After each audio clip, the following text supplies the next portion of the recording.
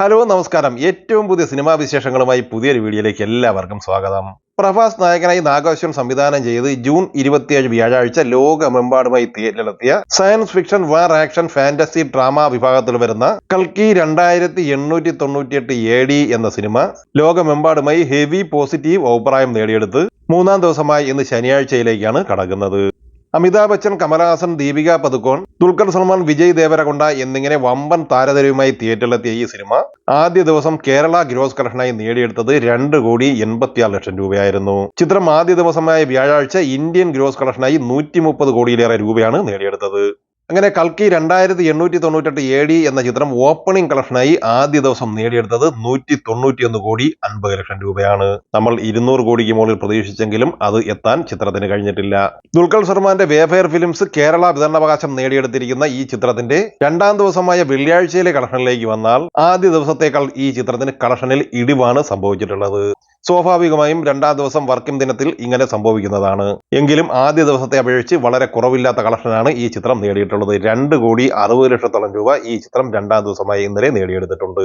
അങ്ങനെ 2 ദിവസം പിന്നിടുമ്പോൾ തന്നെ ഈ ചിത്രം കേരള ഗ്രോസ് കളക്ഷനായി 5,40,00,000 രൂപയാണ് നേടിയെടുത്തിട്ടുള്ളത്.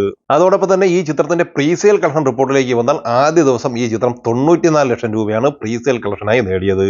രണ്ടാം ദിവസമായ വെള്ളിയാഴ്ച ഈ ചിത്രത്തിന്റെ പ്രീസെയിൽ കളക്ഷൻ 75 ലക്ഷം രൂപയായിരുന്നു. എന്നാൽ മൂന്നാം ദിവസമായ ഇന്ന് ശനിയാഴ്ച ആദ്യ 2 ദിവസങ്ങളിൽ നിന്ന് വ്യത്യസ്തമായി പ്രീസെയിൽ കളക്ഷൻ കൂടുന്ന കാഴ്ചയാണ് സംഭവിച്ചത്. മൂന്നാം ദിവസമായ ഇന്ന് ശനിയാഴ്ച 1,20,00,000 രൂപ ഈ ചിത്രം കേരള പ്രീസെയിലായി നേടിയിട്ടുണ്ട്. അങ്ങനെ നോക്കുമ്പോൾ ഈ ചിത്രം ഇന്ന് കേരള ഗ്രോസ് കളക്ഷനായി 3 കോടിയിലേറെ നേടും എന്ന് ഉറപ്പാണ്.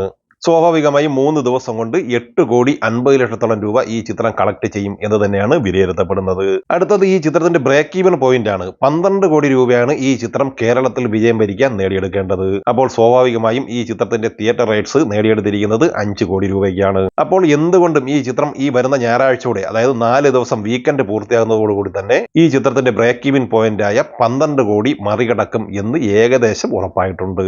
തമിഴ്നാട്ടിൽ ആദ്യ 2 ദിവസം കൊണ്ട് ഈ ചിത്രം 9 കോടി രൂപയാണ് കളക്ട് ചെയ്തത്. ഇനി രണ്ടാം ദിവസമായ ഇന്നലെ വെള്ളിയാഴ്ചയിലെ വേൾഡ് വൈഡ് കളക്ഷൻ റിപ്പോർട്ടിലേക്ക് വന്നാൽ ഈ ചിത്രം 90-110 കോടി റേഞ്ചിൽ കളക്ഷൻ നേടിയെടുക്കാനാണ് സാധ്യത.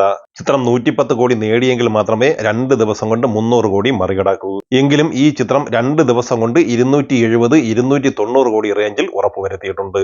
മൂന്നാം ദിവസമായ ഇന്ന് ശനിയാഴ്ചയോടെ കൽക്കി 2898 AD എന്ന ചിത്രം വേൾഡ് വൈഡ് ബോക്സ് ഓഫീസ് കളക്ഷനായി 350-400 കോടി റേഞ്ചിൽ എത്തിച്ചേരുന്നതാണ്.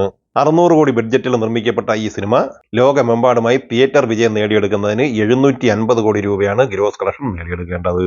കൽക്കി എന്ന ചിത്രത്തിന്റെ വരവോടെ ഒട്ടനവധി മലയാള ചിത്രങ്ങൾ പുറകോട്ട് പോയെങ്കിലും ഇപ്പോഴും പിടിച്ചു നിൽക്കുന്നത് ഉർവശി, പാർവതി എന്നിവർ അഭിനയിച്ച ഉള്ളൊഴുക്ക് തന്നെയാണ്.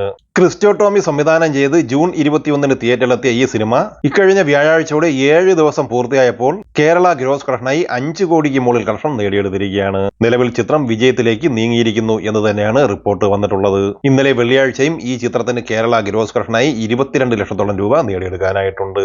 ഇന്ന് ശനി, നാളെ ഞായർ എന്നിങ്ങനെ 2 ദിവസം കൂടി പിന്നിടുമ്പോൾ തന്നെ ഈ ചിത്രം കേരള ഗ്രോസ് കളക്ഷനായി 6 കോടിക്ക് മുകളിൽ നേടിയെടുത്ത് ക്ലീൻ ഹിറ്റ് വിജയം നേടിയെടുക്കും എന്ന് ഉറപ്പായിട്ടുണ്ട്.